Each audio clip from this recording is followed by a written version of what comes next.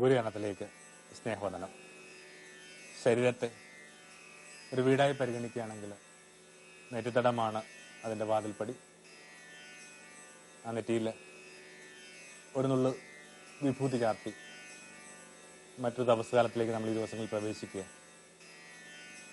ഒരു നുള്ള വിഭൂതി, വെണ്ണീർ, എന്തൊക്കെയായിരിക്കും ഓരോരുത്തരുടെയും പ്രാണോട് മന്ത്രിക്കുക. കളഭത്തിൻ്റെ തണുപ്പോ കുങ്കുമത്തിൻ്റെ പകുട്ടോ ഇല്ലാത്ത ഒരു നുള്ളു ഭസ്മം. വൈദികൻ നെറ്റിയിൽ ആ വെണ്ണീർ കൊണ്ട് കുരിശ് വരക്കുമ്പോൾ ഒന്ന് കണ്ണുപൂട്ടി അതിൻ്റെ സൂചനകളൊന്ന് ഓർമ്മിച്ചെടുത്താൽ നല്ലതാണ്. ഒന്നുകൂടി മനസ്സിൽ വെച്ചാൽ നല്ലതാണ്.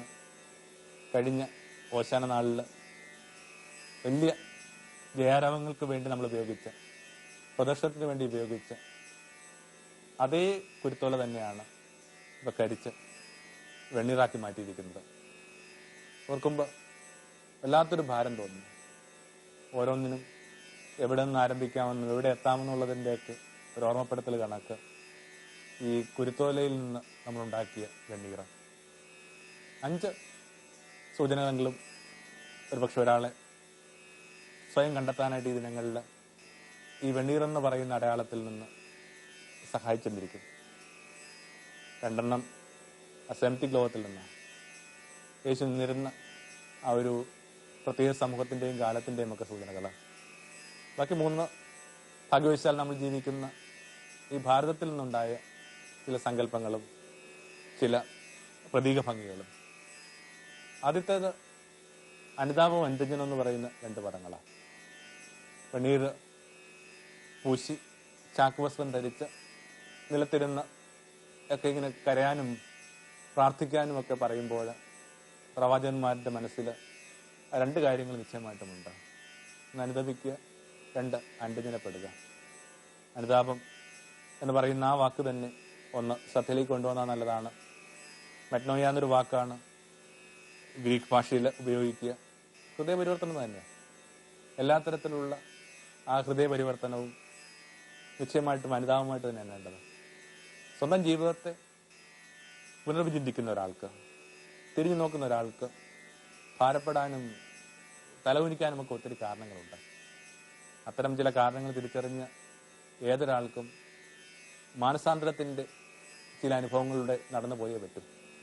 ജീവിതത്തിൽ അങ്ങനെ ഒരു വാക്കിന് നിശ്ചയമായിട്ടൊരു സ്പേസ് ഉണ്ട്. മാനസാന്തരം, മടങ്ങി വരിക എന്നുള്ള ഒരു വാക്കിലാണ് ഈ മുഴുവൻ അനുതാപ പ്രക്രിയയും നിലനിൽക്കുക.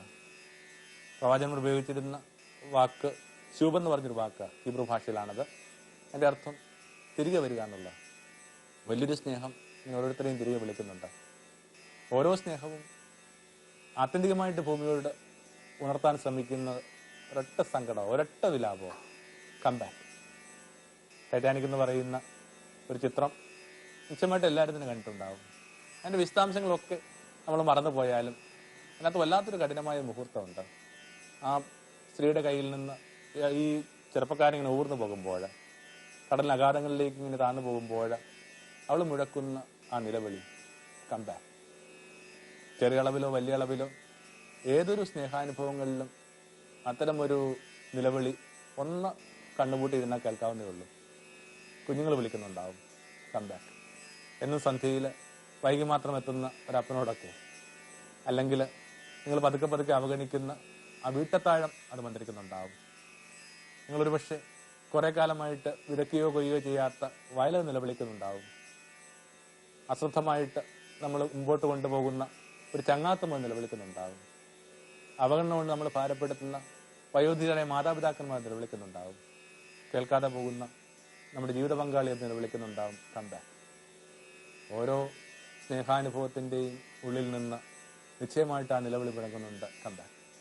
അവനവൻ്റെ നിഷ്കളങ്കതയിലേക്കുള്ള മടക്കയാത്ര തന്നെയാണിത്. ക്രിസ്തുവിസ്കൊക്കെ പറയുന്ന കണക്ക് എനിക്കുമുണ്ടായിരുന്നൊരു ബാല്യം. പൂമ്പാറ്റകളുടെയും ചിത്രശലഭങ്ങളിലൊക്കെ പിന്നാലെ അറിഞ്ഞാലും എന്നിട്ട് എപ്പോഴാണ് നമ്മൾ അതിനകത്തുനിന്നൊക്കെ പുറത്തായത്? വല്ലപ്പോഴുമെങ്കിലും അവനവൻ നാട് കടത്തപ്പെട്ട ആ നിഷ്കളങ്കതയിലേക്ക് ഓരോരുത്തരും തലകുനിച്ച് മടങ്ങി വരേണ്ട വൈകിയ മുഹൂർത്തമാണിത്. അപ്പോൾ അനുതാപം തന്നെ മടങ്ങിയെത്തുക. ഇങ്ങനെ വരുമ്പോൾ യേശു അനുതാപത്തെക്കുറിച്ച് പറയുന്ന വ്യക്തമായൊരു സൂചന കൂടി അതിൻ്റെ കൂടെ ഒന്ന് ചേർത്ത് വായിച്ചാൽ നല്ലതാണ്. എന്താണ് യേശുവിൻ്റെ മനസ്സിലെ അനുതാപം? എക്സസ് ലവ്, സമൃദ്ധമായ സ്നേഹം.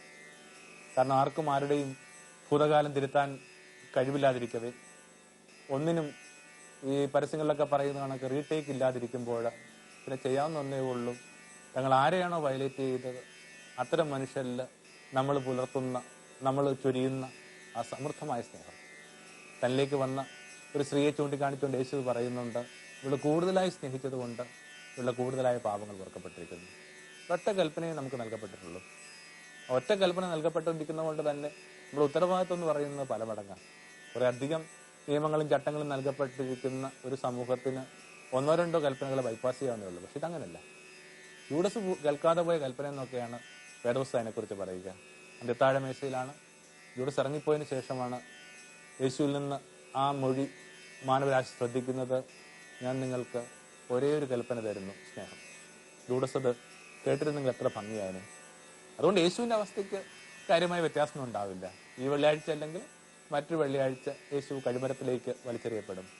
എന്നാലോ യൂഡസിന് ഉണ്ടാക്കാൻ പോയിരുന്ന വ്യത്യാസം, ഒറ്റ കൽപ്പന നൽകിയിരിക്കുന്നത് കൊണ്ട് ഒറ്റ പാവേ ഉള്ളൂ, വയലേഷൻ ഓഫ് ലവ്. ഓരോ ഇടങ്ങളിലും സ്നേഹത്തിൻ്റെ അഭംഗികൾ കൊണ്ട്, അപൂർണതകൾ കൊണ്ട്, അപക്വത കൊണ്ട് നമ്മൾ ചുരുക്കുകയും വിഷമിപ്പിക്കുകയും ഭാരപ്പെടുത്തുകയും ചെയ്തവരിലേക്കുള്ള ആ സ്നേഹത്തിൻ്റെ സമൃദ്ധമായ മടക്കയാത്ര. അങ്ങനെ വലിയ സ്നേഹാനുഭവങ്ങൾക്ക് വേണ്ടി, വലിയ സ്നേഹസമൃദ്ധികൾക്ക് വേണ്ടി മാറ്റിവെച്ച ഒരു 19 ദിനങ്ങളായിട്ട് ഈ നോയമ്പ് കാലത്തെ കണ്ടാൽ നല്ലതാണ്. പലപ്പോഴും ഒരു കുഞ്ഞു വിഷമത്തിൻ്റെ കൂടെ കൂട്ടി വായിക്കാവുന്നൊരു കാര്യമുണ്ട്. ചിലപ്പോൾ നമ്മൾ വിഷമിപ്പിച്ച മനുഷ്യർ നമ്മുടെ ഈ ജീവിത ചിത്രത്തിൽ നിന്ന് മാറിപ്പോയാൽ എന്ത് ചെയ്യും? തങ്ങളുടെ ഒരു പ്രണയകാലത്തിലോ സൗഹൃദത്തിലോ ഒക്കെ നമ്മൾ വിഷമിപ്പിച്ച മനുഷ്യരെ നമ്മൾ കാണണമെന്നില്ല. പിന്നെ ചെയ്യാവുന്ന എന്താണ്? അത്തരം മേഖലകൾക്കകത്ത് കൃത്യമായ പരിക്കേറ്റ മനുഷ്യരെ ചേർത്ത് പിടിക്കുക, അവർക്ക് സമൃദ്ധമായ സ്നേഹം കൊടുക്കുക. ശരിക്കും സംഭവിച്ചതാണ്, ഒരാൾ അയാളുടെ അമ്മയെ കാര്യമായിട്ട് എടുത്തിട്ടില്ല, അവഗണിച്ചു. അമ്മ ഈ പറയുന്ന കണക്ക് ഇങ്ങനെ വയൽപ്പ് കൊഴിയുന്ന കണക്ക് കൊഴിഞ്ഞു പോയി. ഇനിയിപ്പോൾ എന്ത് ചെയ്യാൻ പറ്റും? 15 വയസ്സിൽ അയാൾ റിട്ടയർ ചെയ്ത് കഴിയുമ്പോഴാണ് അയാൾക്ക് അതിൻ്റെ ആ ഒരു ഭാരം മനസ്സിലാവുന്നത്, ഗ്രാവിറ്റി മനസ്സിലാവുന്നത്. അപ്പോൾ അയാൾ കണ്ടുപിടിച്ചത് ഒരുപക്ഷെ ഏറ്റവും ഭംഗിയുള്ള ഒരു രീതിയാണ്, മാതൃകയാണ്. അതിങ്ങനെയാണ്, തൻ്റെ അമ്മയ്ക്ക് ഇപ്പോൾ ഉണ്ടാകുമെന്ന് കരുതുന്ന ഒരു പ്രായം, ആ പ്രായത്തിലുള്ള കുറെ അധികം സ്ത്രീകളെ അയാൾ തൻ്റെ വീട്ടിനകത്ത് പാർപ്പിക്കുന്നു, അമ്മമാരെ പാർപ്പിക്കുന്നു. തനിക്ക് കിട്ടുന്ന ആ പെൻഷൻ തുകയിൽ നിന്ന് അവരുടെ മരുന്നും ഭക്ഷണവും പാർപ്പിടവും ഒക്കെ അയാൾ ഉറപ്പുവരുത്തുന്നു. പല മതങ്ങളിൽപ്പെട്ട അമ്മമാരുണ്ട്. അതുകൊണ്ട് ഈ അമ്മമാരുമായിട്ട് അയാൾ വിവിധ ആരാധനാലയങ്ങളിൽ പോകുന്നു. അങ്ങനെ ഒരാൾ നമ്മൾ ആർക്കാണോ പരിക്ക് കൊടുത്തത് അവരില്ലെങ്കിൽ പോലും സമാനമായ മേഖലകളിൽ കൊടുക്കുന്ന സമൃദ്ധമായ സ്നേഹം. പലപ്പോഴും ഈ ക്രിസ്ത്യൻ ഡിപ്പെൻഡൻസ് എന്ന് പറയുന്ന വളരെ യുക്തിഭദ്രമായ ഒന്നാണ്. സെൽഫ് ടോർച്ചറാണ് ലോകമെമ്പാടും മനുഷ്യർ ഈ റിപ്പൻഡൻസ് ആയിട്ട് ഗണിക്കുക.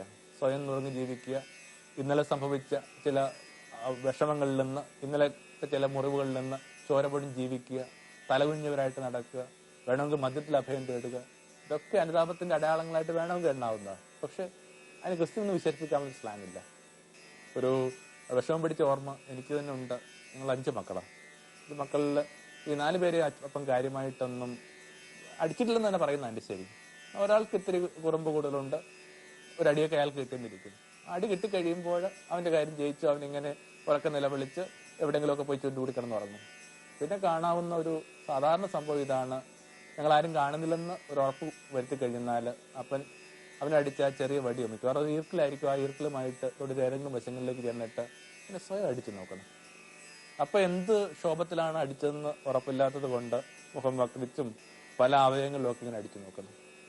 നടന്നുകൊണ്ടിരിക്കുന്ന കാര്യം അനുതാപം തന്നെ, എന്നാലും ക്രിസ്ത്യനല്ല. എന്താണ് ഈ ക്രിസ്ത്യൻ അനുതാപം എന്ന് പറയുന്നത്? അവനിങ്ങനെ ചുരുണ്ടുകൂടി കിടന്നുറങ്ങുമ്പോൾ അവൻ്റെ അടികൊണ്ട് തിണർത്ത് ആ നീരിച്ച പാടുകൾക്കരികിൽ മുട്ടിന്മേൽ നിന്നുകൊണ്ട് അതിനെ ചുംബിക്കുന്നതാണ് ക്രിസ്ത്യൻ അനുതാപം. ഇതാണ് ഒരുപക്ഷെ ഏറ്റവും ബുദ്ധിപൂർവ്വം, ഏറ്റവും യുക്തിഭദ്രമായ അനുതാപ വികാരം. രണ്ടാമതായിട്ട് അന്യജനപ്പെടേണ്ട മേഖലകളാണ്. ഒരാളിങ്ങനെ ചാക്കുവസ്ത്രം ധരിച്ച് ഇങ്ങനെ വെണ്ണീറൊക്കെ പൂശി ഇരിക്കുന്നത് തന്നെ ഒരു അന്യജനത്തിന് പറ്റുന്ന വിനയത്തിൽ താൻ എത്തിയിരിക്കുന്നുള്ളതിൻ്റെ ബോഡി ലാംഗ്വേജ്, ശരീരഭാഷയാണ്. അതിൻ്റെ ഒരു ബാഹ്യമായ പ്രതീകമായിട്ടാണ് പ്രവാചകന്മാർ അതിനെ ഗണിക്കുക. ഒത്തിരി മേഖലകൾക്കൊക്കെ അന്യജനം ആവശ്യമുണ്ട്. പലയിടത്തും ഇങ്ങനെ നമ്മൾക്കിടയിൽ വിള്ളൽ വന്നു വീണിട്ടുണ്ട്. മനുഷ്യനുമായി, പ്രകൃതിയുമായി, ഈശ്വരുമായൊക്കെ എന്നൊക്കെ നമ്മളിങ്ങനെ ബ്രോഡായിട്ട് ഇങ്ങനെ 3 തലങ്ങളിൽ ഈ വിള്ളലിനെ കുറിച്ച് പറയും. മനുഷ്യബന്ധങ്ങളെയൊക്കെ നമുക്ക് ഒന്നുകൂടി വിളക്കി യോജിപ്പിക്കാം ഈ കാലത്തിനകത്ത്. മാപ്പെന്ന് പറയുന്നൊരു വാക്കിന് ഒരു സ്വീകാര്യത കൊടുക്കുക. ആ വാക്ക് കുറെ കൂടി ഇങ്ങനെ ഉള്ളിൻ്റെ ഉള്ളിൽ ആ ഭംഗിയായിട്ട് പ്രതിധ്വനിക്കട്ടെ. കാരണം 7 വാക്കുകളിലാണ് യേശുവിൻ്റെ കടന്നുപോകൽ നമുക്കറിയാം. ഓരോ ദിവസം കഴിയുമ്പോൾ യേശുവിൻ്റെ പീഡാനുഭവങ്ങളിലേക്ക് ഓർമ്മ വരുമ്പോൾ നമ്മുടെ ഉള്ളിലേക്ക് ആ 7 വാക്കുകൾ ഭംഗിയായിട്ട് ആരോ വീണ്ടും വീണ്ടും ഇങ്ങനെ കോറിയിടുകയോ എഴുതി കേൾപ്പിക്കുകയൊക്കെ ചെയ്യും. അങ്ങനെ വരുമ്പോൾ ആ 7 മൊഴികളിൽ ആദ്യത്തെ മൊഴി തന്നെ എടുക്കുക, മാപ്പ്. ലോകത്തിന് മാപ്പ് കൊടുക്കാനുള്ള ബാധ്യത അവനോട് ചേർന്ന് നിൽക്കുന്ന എല്ലാവർക്കുമുണ്ട്. അഹിതമായ അനുഭവങ്ങൾ, ഉള്ളിൽ ഇപ്പോഴും ചോര പൊടിക്കുന്ന ചില വിചാരങ്ങളൊക്കെ, വിഷമങ്ങളൊക്കെ ആർക്കാണില്ലാത്തത്. എന്നിട്ടും ആ മാപ്പെന്ന് പറയുന്ന വാക്കിന് കുറെ കൂടി മൂല്യം കൊടുക്കുക. ചില പ്രത്യേക ക്രിസ്ത്യൻ സമൂഹങ്ങളിൽ ഈ 7 ആഴ്ചയുണ്ട് നോയമ്പിലും നമുക്കറിയാം. ആ 7 ആഴ്ചകളിലേക്ക് വേണ്ടി യേശുവിൻ്റെ 7 മൊഴികളെടുക്കുന്ന, 7 മൊഴികളെടുത്ത് ധ്യാനിക്കുന്ന, അതിനെ ഗൗരവമായിട്ട് എടുത്ത് ചില തീരുമാനങ്ങളിലേക്ക് എത്തുന്ന രീതി ഉണ്ടായിരുന്നു. അങ്ങനെയെങ്കിൽ ആ 7 മൊഴികളിലെ ആദ്യത്തെ മൊഴി നമുക്ക് ഈ 10, 40, 50 ദിവസങ്ങൾ ഓരോരുത്തരെയും നോമ്പിൻ്റെയൊക്കെ ദിനങ്ങൾക്ക് ഇത്തിരി അങ്ങോട്ടും ഇങ്ങോട്ടും ഒക്കെ ഇത്തിരി 2-3 ദിവസങ്ങളിലൊക്കെ വ്യത്യാസമുണ്ട്. നമ്മുടെ മുമ്പിലുള്ള ആ ദിനങ്ങളിൽ ഒന്ന് അതിന് ഗൗരവമായിട്ട് എടുക്കുക, മാപ്പ്. എല്ലാവർക്കും മാപ്പ് കൊടുക്കുക. 70 എന്നൊക്കെ പറയുമ്പോൾ 70 യേശു പറയുന്നൊരു അളവ്, മാപ്പിൻ്റെ അളവ്. ആരെങ്കിലും വിചാരിക്കുന്നുണ്ടോ അതിങ്ങനെ കണക്കിൻ്റെ ഒരു കളിയാണെന്ന്? ഇങ്ങനെ ക്ഷമയെ ഓരോരുത്തരുടെയും സംസ്കാരത്തിൻ്റെ ഭാഗമാക്കുക. ഈ ദിനങ്ങളിലൊക്കെ കുറെ കൂടി മാപ്പിനും ക്ഷമയ്ക്കും കുറെ കൂടി സ്പേസ് കൊടുക്കുക എന്നുള്ളതാണ് രണ്ടാമത്തെ പാഠം. പിന്നെ സ്വാഭാവികമായിട്ട് ഈ ദേശത്ത് നിന്ന് ഈ വെണ്ണീറിന് കൊടുക്കുന്ന ഒരു സൂചന, ഒരു 3 സൂചനകൾ. അത് ഇങ്ങനെ നമുക്ക് എണ്ണിയെടുക്കാം. 1, ഒരാൾ പുലർത്തേണ്ട നിർമ്മമത. 2, ഒരാൾ അനുഭവിച്ചറിയുന്ന ബോധ്യം വരുന്ന നൈമിഷികത. 3-ാമതായിട്ട് ഒരാളുടെ ഉള്ളിലേക്ക് വരുന്ന ആ മരണബോധം. അത് കൃത്യമായിട്ട് ഒടുവിൽ പറഞ്ഞ കാര്യം കൃത്യമായിട്ട് നമ്മുടെ റിച്വൽ തന്നെ ഉണ്ട്. ഈ വെണ്ണീർ നെറ്റിയിൽ പൂശുമ്പോൾ ഗായകസിംഗം പാടുന്ന പാട്ട്, മനുഷ്യ നീ മണ്ണാകുന്നു, ഒരു മരണബോധം. ആ 3 കാര്യങ്ങൾ കൂടി ഒന്ന് മനസ്സിലേക്ക് ഈ ദിനങ്ങളിൽ ഗൗരവമായിട്ട് എടുത്താൽ നല്ലതാണ്. ഒരു നിർമ്മമതയുടെ ഒരു തലമുണ്ട്. എന്തിലോട്ട് ഇങ്ങനെ വല്ലാതെ മനുഷ്യൻ മുങ്ങിപ്പോകുന്നുണ്ട്, വല്ലാതെ അതിനോട്ട് പെട്ടുപോകുന്നുണ്ട്. ഭാരതീയ പാരമ്പര്യമൊക്കെ പറയുന്ന ഒരു സാക്ഷിഭാവം എന്ന് പറയുന്ന ഒരു ഉത്തമമായ ഡിസ്പോസിഷൻ ഉണ്ട്. ഏതനുഭവങ്ങൾക്കകത്തുനിന്നും ഇത്തിരി ഡീലിംഗ്ഡ് ആയിട്ട് ഇത്തിരി മാറിയെന്ന് കാണാൻ പറ്റുന്നൊരു സംഭവം. എസ്തെറ്റിക് ഡിസ്റ്റൻസ് എന്നൊക്കെയാണ് നമ്മളിതിനെ ഈ കലയുമൊക്കെ ആയിട്ട് ബന്ധപ്പെട്ട ചില വിചാരങ്ങളിൽ പറയുക. ഒരു ശില്പം, ഒരു ചിത്രം, അതിൻ്റെ അടുത്ത് ഇങ്ങനെ നിന്ന് കണ്ടു കഴിഞ്ഞാൽ അതിനകത്തൊരു ഭംഗിയില്ല. അതിങ്ങനെ കാര്യങ്ങൾ ബ്ലെയർ ചെയ്യും. എന്നാൽ കുറച്ച് ദൂരത്ത് നിൽക്കുമ്പോൾ ആ ചിത്രങ്ങൾക്ക് എന്ത് ഭംഗിയാണ്. അപ്പം എന്തിനകത്തുനിന്നും കാഴ്ച വ്യക്തമാകണമെങ്കിൽ, കാഴ്ച ഭംഗിയുള്ളതാകണമെങ്കിൽ നിങ്ങൾ സൂക്ഷിക്കേണ്ട അകലം. ഒരുതരം വാനപ്രസ്ഥം എന്നൊക്കെ പറയുന്നൊരു വിചാരത്തിന് ഒരു ക്രിസ്ത്യൻ പശ്ചാത്തലത്തിലും പ്രസക്തി ഉണ്ടെന്ന് ഓർത്താൽ നല്ലതാണ്. വാനപ്രസ്ഥം എന്താണെന്ന് ആ ഭാരതീയ വിചാരങ്ങളിൽ ജീവിതം ക്രമപ്പെടുത്തിയിട്ടുള്ള എൻ്റെ കേൾവിക്കാർക്ക് നന്നായിട്ട് അറിയാം. ഒരു പ്രത്യേക ഘട്ടത്തിൽ ജീവിതത്തിൻ്റെ അനുദിന വ്യാപാരങ്ങളിൽ നിന്ന് ഓരോരുത്തർ ഇത്തിരി ഡിറ്റാച്ച് ആവുകയാണ്. അത്തരം ചില പിന്മാങ്ങലിനെ കുറിച്ച്, അത്തരം ചില നിർമ്മമതയെ കുറിച്ചൊക്കെ യേശു സൂചിപ്പിച്ചിട്ടുണ്ട്. ബന്ധങ്ങൾ ഉപേക്ഷിക്കാനൊക്കെ പറഞ്ഞ അർത്ഥം എന്താണ്? ബന്ധങ്ങൾ ഉപേക്ഷിക്കുക എന്ന് പറയുന്നതിൻ്റെ അർത്ഥം ഓവർനൈറ്റ് ഓരോരുത്തർ അവരുടെ ബന്ധങ്ങൾ വേണ്ടാന്ന് വെക്കാന്നുള്ള. ആ ബന്ധങ്ങൾ റെപ്രസെന്റ് ചെയ്യുന്ന കാര്യമുണ്ട്. അമ്മയും അപ്പനെയും സഹോദരങ്ങളെ ഉപേക്ഷിച്ചിട്ട് വരാത്തവർക്ക് എന്നെ പിഞ്ചെല്ലാൻ അവകാശമുള്ള അർത്ഥം എന്താണ്? അതിങ്ങനെ വ്യക്തിപരമായിട്ട് ഇങ്ങനെ ഓരോരുത്തരെയും നിങ്ങളുടെ ജീവിതത്തിൽ നിന്ന് ഇങ്ങനെ സർജിക്കലായിട്ട് പുറത്ത് ഇങ്ങനെ വേണ്ടെന്ന് വെക്കുകയാണോ? അല്ല. അമ്മ റെപ്രസെന്റ് ചെയ്യുന്നൊരു മൂല്യമുണ്ട്, വാത്സല്യം. അപ്പൻ റെപ്രസെന്റ് ചെയ്യുന്ന ഒരു മൂല്യമുണ്ട്, സഹോദരന്മാർ റെപ്രസെന്റ് ചെയ്യുന്ന മൂല്യമുണ്ട്, കരുതലും താല്പര്യം. അങ്ങനെ ഓരോ ബന്ധങ്ങളും റെപ്രസെന്റ് ചെയ്യുന്ന മൂല്യങ്ങൾക്കകത്തുനിന്ന് എന്തെങ്കിലുമൊക്കെ, അല്ലെങ്കിൽ റെപ്രസെന്റ് ചെയ്യുന്ന ചില വൈകാരിക മൂല്യമല്ല, ചില വൈകാരികതകൾക്കകത്തുനിന്ന് കുറച്ച് ഡിറ്റാച്ചായിട്ട് നിൽക്കാനുള്ള പ്രധാനം. പലപ്പോഴും അത്തരം വൈകാരികതകൾക്ക് സംഭവിക്കുന്ന പരിക്കിനെയാണ് വളരെ ഗൗരവമായിട്ട് എടുക്കുകയും വല്ലാതെ നമ്മൾ തകർന്നുമൊക്കെ ജീവിക്കുക. അപ്പോൾ 3-ാമത്തെ ഒരു സൂചന കുറെ കൂടി നിർമ്മമത ജീവിതം അർഹിക്കുന്നുണ്ട്. 4-ാമതായിട്ട് ഈ നൈമിഷികം എന്ന് പറയുന്നൊരു പാഠം. ഒരു സെക്കൻഡിനുള്ളിൽ കത്തിപ്പോകുന്ന കാര്യങ്ങളേ ഉള്ളൂ ലോകത്തിലുള്ള എല്ലാം. കുട്ടി കുറച്ച് കരിച്ചു കഴിയുമ്പോൾ ഈ കാണുന്ന എല്ലാം ഒരു തീനാളം വീണ് കഴിഞ്ഞാൽ വെണ്ണീറാണ്. എന്തൊരു ഷോർട്ട് ഡ്യൂറേഷനുള്ള ചില കാര്യങ്ങളെയൊക്കെയാണ് മനുഷ്യർ ഗൗരവമായിട്ട് എടുത്തുകൊണ്ടിരിക്കുന്നത്. യവനത്തിലൊക്കെ നമ്മൾ വിചാരിക്കുന്നു യവനം വലിയ സംഭവം. നോക്കി നിൽക്കുമ്പോൾ കണ്ണുകൾക്ക് താഴെയായിട്ട് കറുപ്പ് വീഴുന്നു, ചുളിവ് വീഴുന്നു, നെറ്റിത്തടങ്ങളിൽ ചുളിവ് വീഴുന്നു, ഇവിടെ ഓർമ്മ മങ്ങുന്നു. എല്ലാത്തിനും ഒരു കുറച്ച് സെക്കൻഡുകൾ മാത്രമേ ഉണ്ടെന്ന് മനസ്സിലാക്കി കഴിയുമ്പോൾ മനുഷ്യർ ആ പ്രത്യേക കാലത്തെ കുറെ കൂടി ഗൗരവമായിട്ടെടുക്കും. എന്തിനും അത്രയൊക്കെ തന്നെ വാല്യൂ ഉണ്ട്. ഇപ്പൊ നമ്മൾ പ്രസക്തമെന്ന് കരുതുന്ന പലതിനും ഇങ്ങനെ അധികം ആയുസില്ല. ഞാൻ എപ്പോഴും ആലോചിക്കുന്ന ഒരു കാര്യം ഇതാണ്. അപ്പം നല്ല വായനക്കാരനായിരുന്നു. ഒരുപക്ഷെ എനിക്ക് പരിചയമുള്ളതിൽ വെച്ച് ഏറ്റവും കൂടുതൽ വായിച്ചിട്ടുള്ളൊരു വ്യക്തി അപ്പൻ തന്നെയായിരിക്കും. പുസ്തകങ്ങൾക്കിടയിലല്ലാതെ അപ്പനെ കണ്ടിട്ടില്ല. അങ്ങനെ അത്രയും പുസ്തകങ്ങൾക്കിടയിൽ ജീവിക്കുകയും പുസ്തകം തന്നെ എന്ത് ചെയ്യുന്നുണ്ട്, ജീവിതത്തിന്റെ ശ്വാസമായിട്ട് എടുക്കുകയൊക്കെ ചെയ്ത, നന്നായിട്ട് വായിക്കുകയും കുറച്ച് എഴുതിയൊക്കെ ചെയ്തിരുന്ന അപ്പൻ. ആ അപ്പൻ ഒരു 3 വർഷമായിട്ട് പത്രം പോലും വായിക്കുന്നില്ല. അപ്പൊ പുസ്തകങ്ങൾക്ക് ജീവിതത്തിൽ എന്ത് പ്രാധാന്യമുണ്ടെന്ന് എനിക്കറിയാം. പുസ്തകങ്ങൾക്ക് എവിടം വരെ മാത്രം പ്രാധാന്യമുണ്ടെന്ന് ഇപ്പൊ എനിക്കറിയാം. അപ്പൊ അത് കണക്കിന് ഓരോരുത്തരും അവരവരുടെ കാലഘട്ടങ്ങളിൽ വളരെ പ്രധാനപ്പെട്ട വരുന്ന പല കാര്യങ്ങൾക്കകത്ത് ഇത്രയൊക്കെ ഉള്ളു കാര്യങ്ങൾ. ഒരു നൈമിഷികത എന്ന് പറയുന്ന ഒരു കാര്യം നോക്കി നിൽക്കുമ്പോൾ ചില കാര്യങ്ങൾക്ക് മീതെ ഇങ്ങനെ തീ വീഴും, അത് വെണ്ണീറാവും. അത്രേ ഉള്ളൂ. നഗരങ്ങളൊക്കെ ചാമ്പലാനെ കുറിച്ച് നമ്മൾ വായിച്ചു കേൾക്കുന്നുണ്ട്. പരദൂഷണം അതൊരു വളരെ കോമൺ ആയ ഒരു പ്രതീകമാണ്. ഇങ്ങനെ തീയും കണ്ട് ഇറങ്ങി വരിക, ഒരു നഗരം ഒരു പിടി വെണ്ണീറാവുക. എന്ത് നമ്മൾ ആഘോഷിക്കുകയും എന്ത് നമ്മൾ ഈ ബലം പറയുകയും എന്തിനു മീതെയാണ് നമ്മളിങ്ങനെ വല്ലാത്ത അഹന്തയിൽ ഇങ്ങനെ അശ്വത്തിലൊക്കെ ഏറി നടക്കുകയൊക്കെ ചെയ്യുന്ന കാര്യങ്ങൾക്ക് ഇത്രയേ ഉള്ളെന്ന് മനസ്സിലാക്കി കഴിയുമ്പോൾ ഓരോരുത്തർക്കും പുലർത്താവുന്ന ഒരു വിവേകം, അല്ലെങ്കിൽ വല്ലാത്ത ദാഷ്ട്യത്തിൽ നമ്മൾ ചെട്ട് കിടന്നു. പക്ഷേ ഈ യവനത്തിന്റെയൊക്കെ ഒരു പ്രത്യേക ഘട്ടത്തിനകത്ത് ഈ യവനമൊക്കെ എന്തുമാത്രം നീളുന്നുണ്ടെന്ന് ഓർത്താൻ നല്ലതാ. യവനത്തിൽ വല്ലാതെ ഇങ്ങനെ ട്രാക്ക് തെറ്റി ഓടിക്കൊണ്ടിരുന്ന ഒരു മകനെ ഏതെങ്കിലും തരത്തിലൊന്ന് പറഞ്ഞ് നേരെയാക്കാനായിട്ട് അവന്റെ അമ്മ ഒരു വയോധികനായ ഗുരുവിനോട് പറയുന്നുണ്ട്. ഗുരു ആ അമ്മയുടെ ഒരു അഭിലാഷത്തിന് മാനിച്ചുകൊണ്ട് വന്ന് അവരുടെ വീട്ടിൽ വന്ന് പാർക്കുന്നു. ഒരു ദിവസം മുഴുവൻ കൂടെ പാർത്തിട്ടും ഒരു വാക്ക് ഗുരു അവനോട് ഉപദേശിക്കുന്നില്ല. അതായിരുന്നു അതിന്റെ ഒരു വ്യത്യാസം. ഒരു വാക്ക് പോലും ഇല്ല. എന്നാൽ പിറ്റേന്ന് ഇങ്ങനെ പുറപ്പെടാൻ നേരത്ത് തന്റെ സ്വന്തം ചെരുപ്പ് ഇങ്ങനെ കാലിലോട്ട് വലിച്ചിടാനായിട്ട് പറ്റാതെ പോകുമ്പോൾ ഇയാൾ ചെറുപ്പക്കാരനോട് പറഞ്ഞു, നീ എന്നെ ഒന്ന് സഹായിക്കാവോ, ഞാൻ ചെരുപ്പൊന്ന് ഇട്ടോട്ടെ. എന്നിട്ട് ആ ചെറുപ്പക്കാരൻ അത് വളരെ സ്നേഹപൂർവ്വം അത് ചെയ്തു കൊടുക്കുകയും ചെയ്തു. അത് കഴിഞ്ഞപ്പോൾ ഗുരു പറഞ്ഞു, സ്വന്തം കാലിൽ ചെരുപ്പ് പോലും ഇടാനായിട്ട് നമ്മൾ ബുദ്ധിമുട്ടുന്നൊരു കാലം വരും. അപ്പൊ അതുകൂടിയൊക്കെ ഒന്ന് മനസ്സിൽ വെച്ചാൽ നല്ലത്. അതായിരുന്നു ആ ചെറുപ്പക്കാരന്റെ ജീവിതത്തിൽ 180 ഡിഗ്രി തിരിച്ച ഒരു അനുഭവം. ഒരു നൈമിഷികം എന്ന് പറയുന്ന സംഭവമുണ്ട്. ഒടുവിലായിട്ട് ഒരു നുള്ളു ഭസ്മം ഈ ദേശത്ത് ഈ ദേശത്ത് മാത്രമല്ല ഒരുപക്ഷെ ലോകത്ത് എല്ലായിടത്തും സെബറ്റിക് മരങ്ങളിലും ഒക്കെ എന്ത് ചെയ്യുന്നുണ്ട്, ഇന്ന് മരണബോധവുമായി ബന്ധപ്പെട്ടൊരു വിചാരമാണ്. മനുഷ്യ നീ ഇങ്ങനെ പൊടിയാവുന്നു. ഒരു മരണം ഓരോരുത്തരിലും ഒക്കെ വരുത്തുന്ന വ്യത്യാസങ്ങളൊക്കെ ആലോചിച്ച് കഴിയുമ്പോൾ ലോകത്തുള്ള ഏതൊരു മനുഷ്യനും കൃഷിയായി പോകും.